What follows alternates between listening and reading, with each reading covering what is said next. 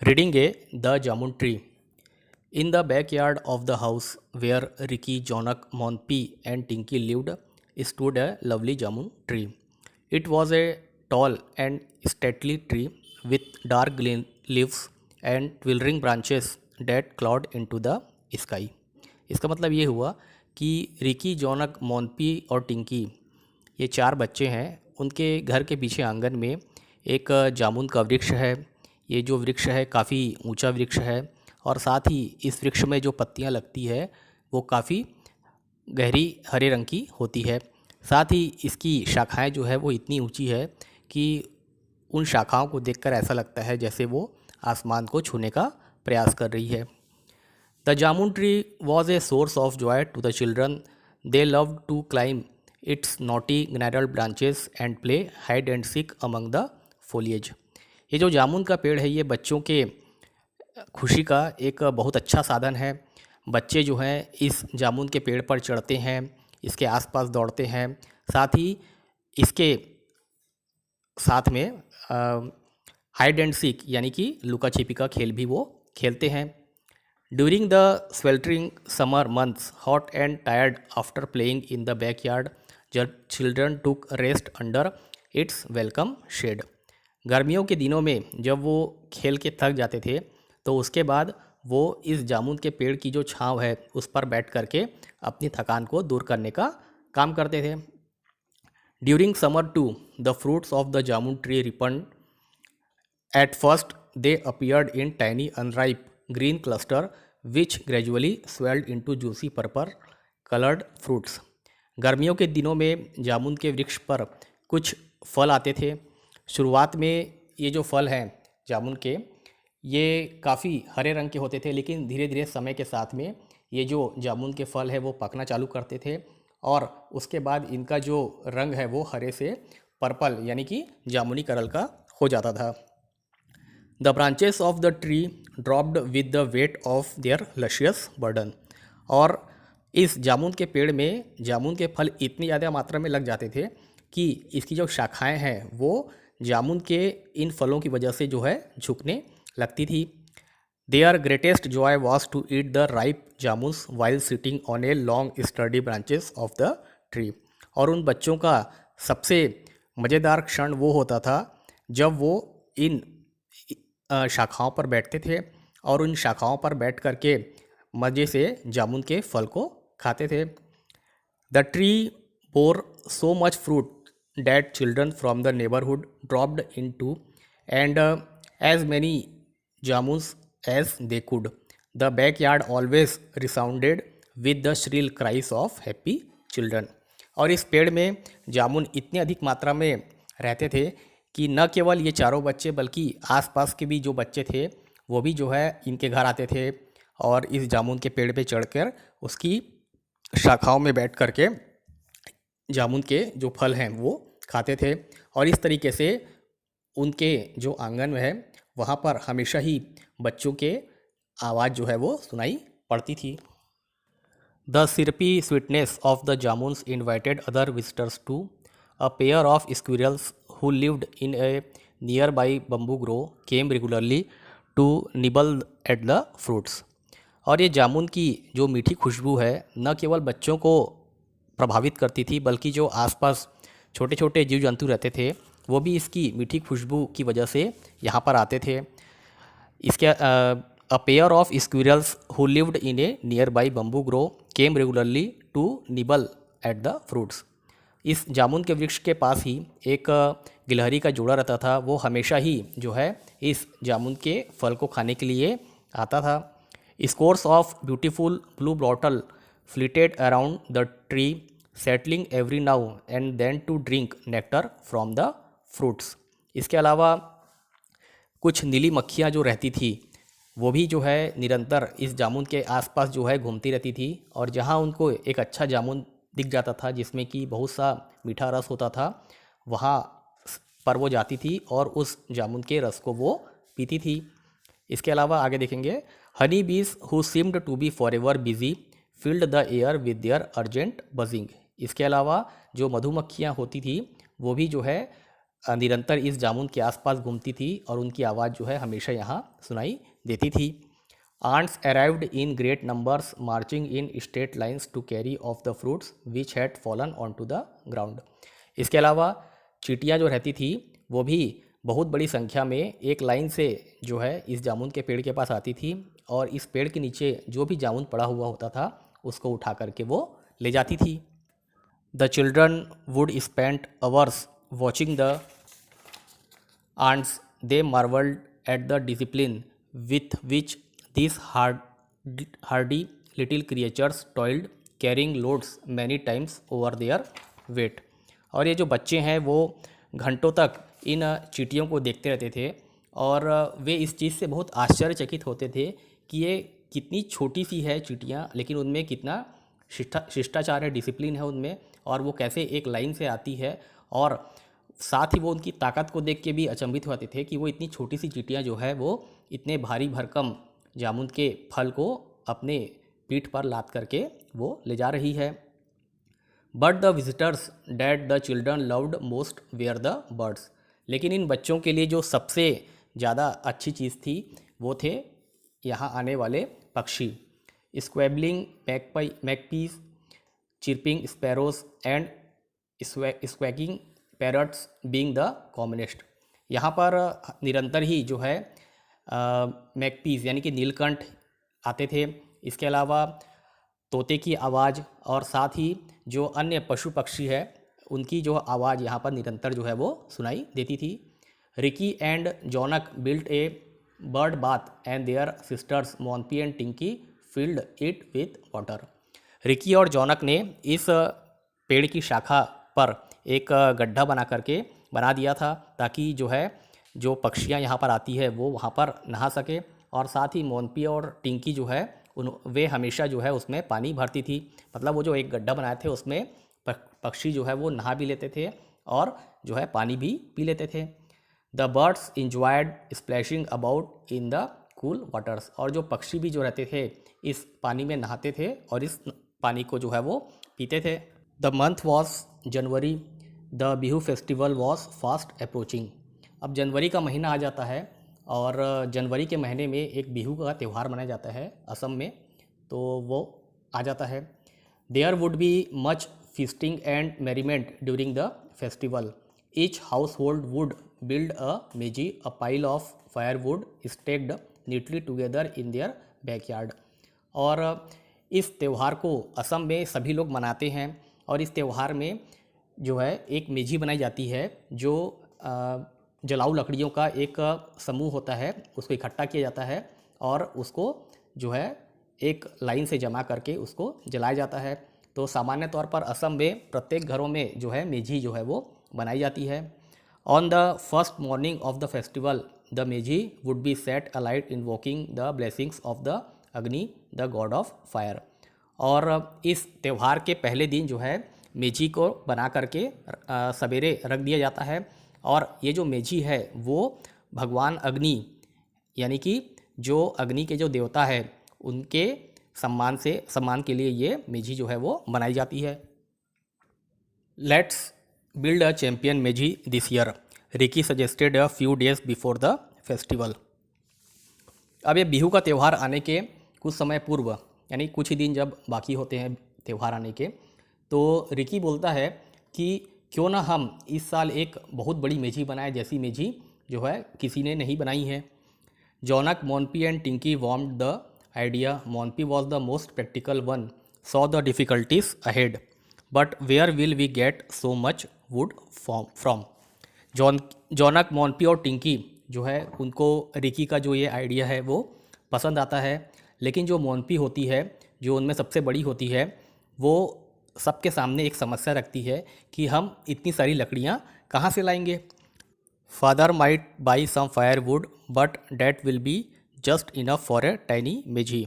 यदि हम पिताजी को भी बोलेंगे तो वो कुछ लकड़ियाँ हमारे लिए लेके आएंगे, लेकिन वो भी जो है बड़ी मेजी बनाने के लिए पर्याप्त नहीं होगी और उससे एक छोटी मेजी ही बन पाएगी। True agreed Tinki, mother uses a gas stove in the kitchen, there is no firewood in the house. और इसकी बात से टिंकी भी सहमत होती है। साथ ही वो बोलती कि हमारी जो माँ है वो भी किचन में जो है गैस स्टोव का उपयोग करती है, इसलिए घर में भी ज़्यादा जलाऊ लकड़ी नहीं मिल पाएगी। For a while the children pondered over the problem, the Ricky's gaze fell on the jamun tree and his eyes lit up. और उसके बाद चारों बच्चे जो है इस समस्या का समाधान खोजते रहते हैं। अचानक रिकी का जो ध्यान है वो पेड़ की तरफ जाता है और उसकी आंखें जो है वो पेड़ की तरफ देखने लगती है। We can chop down some of the biggest branches of the jamun tree. Ricky बोलता है, क्यों ना हम इस जामुन के पेड़ की जो बड़ी बड़ी शाखाएं हैं उसको काटें। He exclaimed, it will provide us with so much firewood that we can easily build a giant meji. और वो बोलता है कि यदि हम इस जामुन की पेड़ की जो बड़ी शाखाएं हैं उसको यदि काट लेते हैं तो निश्चित तौर पर हमें बहुत सी लकड़ियां मिल जाएगी और उससे हम बड़ी मेजी बना सकते हैं। Jonak clapped Ricky on the back, good idea. Jonak जो है वो रिकी की बात से सहमत होता है और उसकी पीठ थपथपाता है। Our meji would be the envy of all our friends in the neighbourhood. और वो बोलता है कि निश्चित तौर पर हमारे जो आसपास के जो दोस्त हैं उनसे हम बहुत बड़ी मेजी जो है वो बना पाएंगे। Monpi and Tinki were equally enthusiastic, how could they cut down those enormous branches. लेकिन मोनपी और टिंकी जो रहते हैं वो सोचते हैं कि हम कैसे इतने बड़े पेड़ की जो बड़ी बड़ी शाखाएं हैं उसको काट पाएंगे। If their parents new they would surely be angry. और यदि उनके माता पिता को इस बारे में पता चला तो वो निश्चित तौर पर नाराज़ होंगे।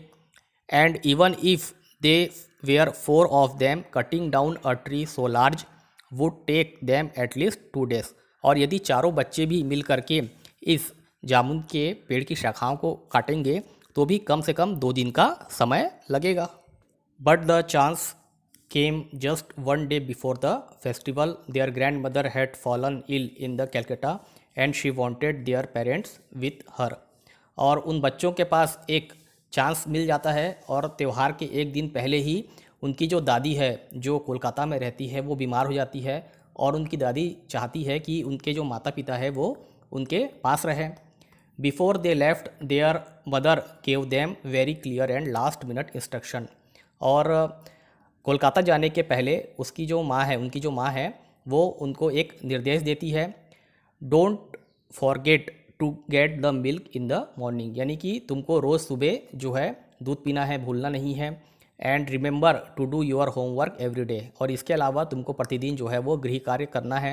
And if you have time go to the woods and pick up twigs and sticks that have fallen on the ground. और अगर तुम्हारे पास कुछ समय बचता है तो तुम इस जामुन के पेड़ के नीचे जो भी छोटी छोटी लकड़ियाँ पड़ी हुई है उसको तुमको इकट्ठा करना है।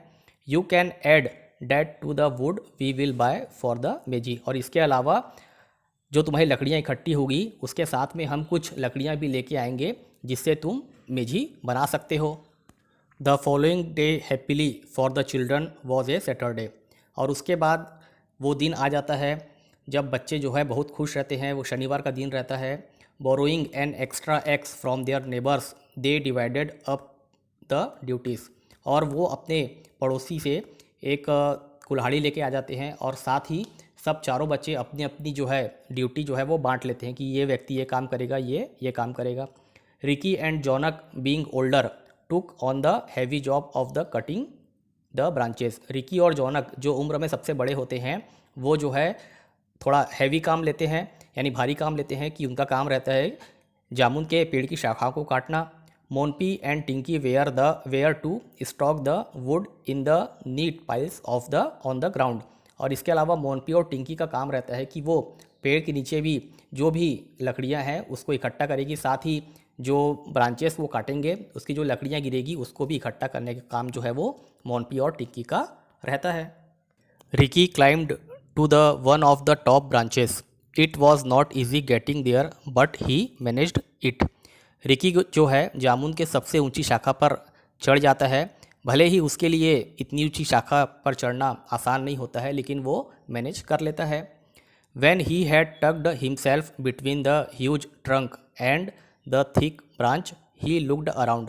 और जब वो सबसे ऊंची शाखा पर चढ़ जाता है तो शाखा को काटने के पहले सबसे पहले वो अपने आसपास का जो ऊपर से नज़ारा है उसको वो देखता है। What a magnificent view! और वो देखता है कि कितना अद्भुत जो है वो दृश्य रहता है। There is the distance the deep placid river float past the temple. वो देखता है कि वहाँ पर एक मंदिर है, मंदिर के बाजू में एक बहुत ही शांत रूप से नदी जो है वो बहते जा रही है। अ train went toot toot leaving a trail of ash grey smoke. साथ ही वो ऊपर से देखता है कि एक ट्रेन जो है वो जा रही है और साथ ही जो ट्रेन से निकलने वाला जो धुआं है उसको भी वो नज़र आता है और वो भी एकदम खूबसूरत दृश्य रहता है। In the jamun tree itself birds twittered happily. इसके अलावा वो ऊपर में देखता है कि जो चिड़िया है वो भी जो है अपने आवाज़ में अपनी तरीके से जो है वो बातें कर रही है। But he was forgetting the meji picking up the axe he began a systematic chop chop close to his body. और उसके इतना सुंदर दृश्य देखने के बाद वो कुछ समय के लिए मेजी बनाना भूल जाता है, लेकिन अचानक उसको मेजी का ख्याल आता है और वो फिर से अपनी कुल्हाड़ी को निकाल करके धीरे धीरे जो है वो शाखाओं को काटने का काम जो है वो चालू करता है। Suddenly he could hear a shrill high pitched scream. अचानक उसको एक तेज आवाज़ सुनाई देती है। It was the hawk kite that used to nest in the tree. और वो देखता है कि वहाँ पर एक बाज का जो है छोटा सा घोंसला है। He could only see one. Did that mean the other had gone off to hunt for food for fledgling were there little ones in the nest. और वो सोचता है कि यहाँ पर केवल एक ही पक्षी है और ज़रूर यहाँ पर और भी पक्षी जो है वो रहते होंगे और अभी वो खाने की तलाश में कहीं गए होंगे। और इस तरीके से वो अन्य घोंसलों को भी ढूंढने लगता है। Curious he climbed a little further and sure enough there were two nearly full grown chicks. In fact, they were so big that they looked almost like their parents, only lighter in color. और उसके बाद वो थोड़ा और ऊपर चढ़ता है और थोड़ा और ऊपर चढ़ने के बाद उसको और एक घोंसला दिखाई देता है। उस घोंसले में कुछ पक्षी रहते हैं और वो थोड़े बड़े रहते हैं, तो वो समझ जाता है कि ज़रूर ये जो है वो इसके माता पिता होंगे, क्योंकि उनका जो वो कलर है, रंग जो है उन पक्षियों का थोड़ा सा हल्का है। Hey Jonak cried Ricky climbing down, there is a nest with two young hawk kites. उसके बाद जो है रिकी जो है थोड़ा नीचे उतरता है और जॉनक को बोलता है कि जॉनक, मैंने यहाँ पर एक घोंसला देखा है जो मुझे लगता है कि बाज का ये घोंसला है। And look Ricky, there is an enormous beehive must be 2 years at least. इसके बाद जॉनक जो है फिर रिकी से बोलता है कि रिकी, मुझे यहाँ पर एक बहुत बड़ा मधुमक्खी का छत्ता दिखाई दे रहा है और मुझे लगता है ये कम से कम 2 साल से यहाँ पर बना हुआ है। Sitting astride 2 branches they wondered what was to be done now. और उसके बाद दोनों जो है वो एक शाखा पर बैठ जाते हैं और सोचते हैं कि अब हमें आगे क्या करना है, क्या हमें इस शाखाओं को काटना है कि नहीं काटना है। Obviously we can't cut that side of the tree down, what will happen to the chicks. और वो सोचते हैं कि यदि हम इस पेड़ की शाखाओं को काटेंगे तो इन जो चूजे हैं उनका क्या होगा, यानी कि पक्षियों के जो बच्चे हैं उनका क्या होगा यदि हम इस शाखा को काट देते हैं तो। Nor this side and think of all the effort that's gone into the making of the Bihu. वो सोचते हैं कि इन मधुमक्खियों ने कितनी मेहनत से इस छत्ते को बनाया होगा और यदि हम इस शाखा को काट देते हैं तो उनकी इस मेहनत पर पूरा पानी फिर जाएगा।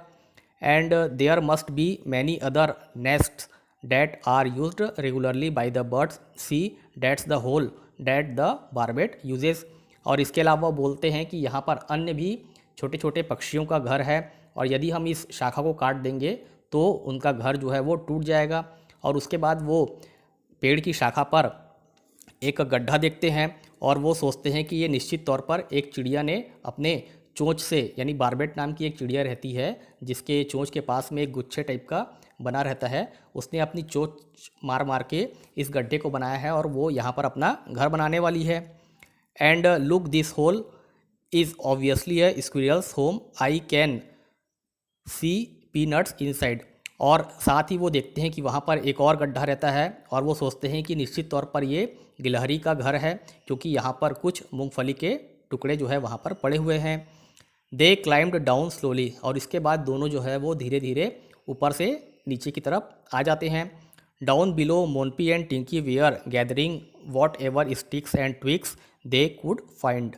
नीचे मोनपी और टिंकी जो है जो भी छोटे छोटे लकड़ी के टुकड़े या कुछ पड़ा हुआ था उसको वो इकट्ठे करने में लगी हुई रहती है। They were surprise to see the brothers down so soon. और उन दोनों को नीचे उतरता देख दोनों जो है वो आश्चर्यचकित हो जाती है। What happened they asked. और वे जो है दोनों उनसे पूछती है कि क्या हुआ, तुम इतनी जल्दी नीचे क्यों उतर के आ गए। Somewhat embraced, Ricky explained, "You see, this tree is a home for so many creatures that we could not bring ourselves to cut it down." Ricky जो है समझाता है उनको कि ये जो पेड़ है ये बहुत से छोटे छोटे जीव जंतुओं का ये घर है और हम अपने फ़ायदे के लिए इसे नहीं काट सकते। Oh that's not fair, cried the youngsters together, what will happen to our meji. और वो जो दोनों लड़कियां हैं वो भी बोलती है कि ये सही नहीं होगा, लेकिन हमारे जो मेजी बनाने का जो सपना है वो कैसे पूरा होगा, हम मेजी कैसे बना पाएंगे। Well let's think said Jonak, we can't cut the tree, that's obvious, how would we feel if someone burnt our house down. और उसके बाद जॉनक जो है उन लड़कियों को समझाता है कि यदि कोई हमारा घर जला दे तो हमें कैसे लगेगा, वैसा ही यदि हम इस पेड़ को काट देंगे तो उन पक्षियों को कैसा लगेगा, वे कहाँ रहने जाएंगे। हम सेड मोनपी लुकिंग थॉटफुली। और उसके बाद मोनपी जो है उनकी बात में हामी भरती है और फिर वो कुछ विचार करने लगती है। The four of them sat in the shade of the tree leaning against the gnarled trunk. और उसके बाद जो है वो चारों बच्चे पेड़ के नीचे छाँव में बैठ करके इस समस्या का समाधान जो है वो फिर से सोचने लगते हैं कि हम बड़ी मेजी कैसे बनाएं। Finally Ricky spoke, I think we have to forget our plans for a big meji this year, maybe next year. और उसके बाद रिकी बोलता है थोड़ी देर के बाद कि मुझे ऐसा लगता है कि हमें इस साल बड़ी मेजी बनाने का जो विचार है उसको छोड़ देना चाहिए और क्यों ना हम अगले साल बड़ी मेजी बनाएं। Jonak had an idea, look in our class we have a social forestry project. अब जॉनक को एक विचार आता है और वो बोलता है कि हमारी कक्षा में एक सोशल फॉरेस्ट्री प्रोजेक्ट दिया गया है। They are giving us subabul saplings to plant in February and March, I think I will ask them for some, these trees are specially grown to be cut so that older trees can be saved. और वो बोलता है कि हमारे कक्षा में सभी बच्चों को सुबाबुल नाम का एक पौधा होता है जिसको जो बबूल के जैसा ही होता है उसको फरवरी और मार्च में जो है रोपित करने के लिए हमको दिया गया है। मैं अपनी कक्षा में कुछ और भी सुबाबुल के पौधे जो है वो मांग के ला लूँगा। और ये जो सुबाबुल के जो पौधे होते हैं ये मुख्य रूप से जलाऊ लकड़ी के लिए ही इस्तेमाल किए जाते हैं ताकि जो पुराने पेड़ हैं उनको बचाया जा सके। Ricky said, what an good idea Jonak. Ricky जो है जॉनक की बात से सहमत होता है। गेट सम सैपलिंग्स, वो बोलता है कि तुम कल ही अपने स्कूल से इन सुबाबुल के पौधों को लेके आ जाना। We will plant them along the boundary wall in 2 years time, when they are grown we can cut them down and have a grand meji. और वो बोलता है कि इन पौधों को हम अपने घर की जो है आंगन में जो बाउंड्री है वहाँ पर लगाएंगे और 2 साल में ये जो सुबाबुल के पौधे हैं काफ़ी बड़े हो जाएंगे। उसके बाद हम इन पौधों को जब ये पेड़ बन जाएगा तो काट लेंगे और हम एक बड़ी मेजी जो है वो बना सकते हैं। When their parents returned, Monpy and Tinky told them about how the jamun tree had nearly become a मेजी। जब उनके माता पिता घर आते हैं तो मोनपी और टिंकी जो है अपने इस प्लान के बारे में उनको बताती है कि उन्होंने जो है पहले जामुन ट्री को काटने का विचार किया था ताकि बड़ी मेजी बनाया जा सके। Father smiled, I am Glade you did not cut it down. और उसके पिता जो है उनकी बात सुनकर खुश होते हैं और वो बोलते हैं कि मैं बहुत प्रसन्न हूँ कि तुमने जामुन के पेड़ को नहीं काटा। Think what would have happened, you and your friends climb the tree, eat its fruit, play in its shade, if it were not there our courtyard would be silent. और वो बोलते हैं कि सोचो इस जामुन के पेड़ में तुम और तुम्हारे दोस्त जो है वो चढ़ के खेलते हैं, इसके मीठे फल को तुम खाते हो, साथ ही इसकी छाँव के आसपास तुम खेलते हो। यदि ये जामुन का पेड़ नहीं रहेगा तो हमारा आंगन जो है वो कितना शांत शांत लगने लगेगा। He stopped for a while then continued, it takes years and years for a tree to grow mature bear flowers and fruits, to cut one down just a few hours. और उसके बाद उसके पिता उनको समझाते हैं कि एक छोटे से पौधे को बढ़ने में, उसको बड़ा वृक्ष बनने में और उसमें फल आए फूल आए इतना होने में कई साल लग जाते हैं, लेकिन यदि हम उसको काटना चाहें तो कुछ ही घंटों में उस पेड़ को हम काट देते हैं। Then he smiled and said, come I have brought each of you a gift, they are laying in the backyard. और उसके पिता मुस्कुराते हुए उन बच्चों से कहते हैं कि मैं तुम्हारे लिए एक गिफ्ट लाया हूँ, चलो आंगन की तरफ जाते हैं। The four youngsters rushed to the back of the house. और चारों बच्चे जो है वो दौड़ते दौड़ते आंगन की तरफ चले जाते हैं।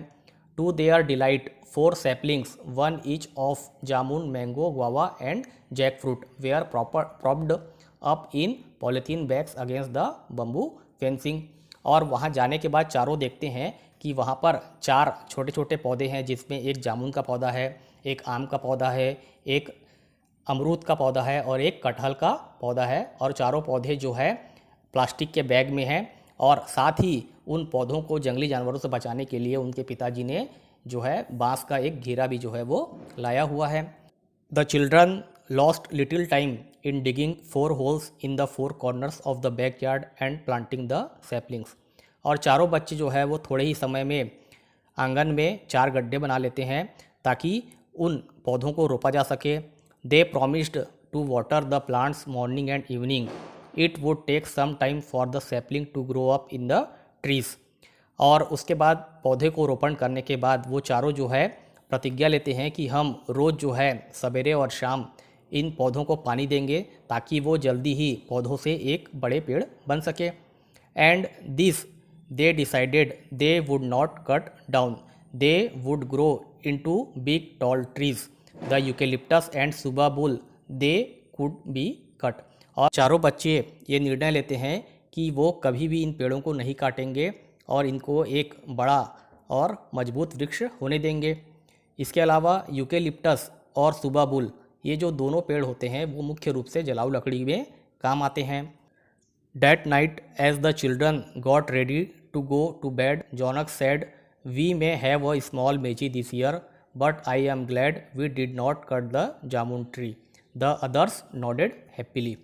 और उस रात जब सभी बच्चे जो है सोने जाते हैं तब जौनक बोलता है कि भले ही इस साल हमने एक छोटी मेजी बनाई, परंतु मैं बहुत खुश हूँ कि मैंने जामुन के पेड़ को नहीं काटा। और सभी उसकी बात से सहमत होकर के सिर हिलाने लगते हैं।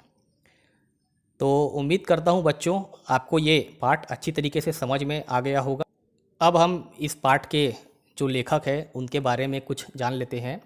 तो इस पाठ को अरूप कुमार दत्ता ने लिखा है। उनका जन्म जो है वो 2 जुलाई 1946 को हुआ था और वे इंग्लिश के बहुत अच्छे राइटर हैं और वो मुख्य रूप से असम से बिलोंग करते हैं, यानी उनका जो निवास है वो असम में है। He made a permanent place in the hearts of children with his very first book Kaziranga trail published in the year 1978। और उन्होंने अपनी सबसे पहली पुस्तक जो है 1978 में लिखी थी जिसका नाम था काजीरंगा ट्रेल। और ये जो पुस्तक है वो बच्चों के द्वारा काफ़ी पसंद किया गया था। The book won many prestigious awards and it was translated into many languages both Indian and foreign including Japanese, German, Russian, चेक, हंगेरियन एंड इटालियन। और उनकी इस पुस्तक को न केवल हिंदी भाषा में ट्रांसलेट किया गया था बल्कि अन्य विदेशी भाषाओं जिसमें जापानी, जर्मनी, रशियन, चेक भाषा, हंगेरियन भाषा और इटालियन भाषा में भी इस उनकी पुस्तक को जो है अनुवाद किया गया था। His other award winning books are the blind witness, smack revenge, the lure of जंगलीरा, the Brahmaputra and many others. और इसके अलावा उन्होंने अन्य भी बहुत सी पुस्तकें लिखी है जिसमें उन्हें नेशनल अवार्ड जो है वो मिल चुका है। 2 of his books have been included in literature of the world series by the Asahi Shimbun. और इसके he is also a freelance columnist and journalist and his short stories and articles have appeared in many of India's leading journals and papers। इसके अलावा इनकी जो पुस्तकें हैं वो विश्वविख्यात भी है, साथ ही इनकी जो कहानियां हैं, छोटी छोटी आर्टिकल्स हैं, वो समय समय पर पेपर और पत्रिकाओं में जो है वो छपते रहते हैं। तो उम्मीद करता हूँ बच्चों आपको मेरा ये वीडियो पसंद आया होगा।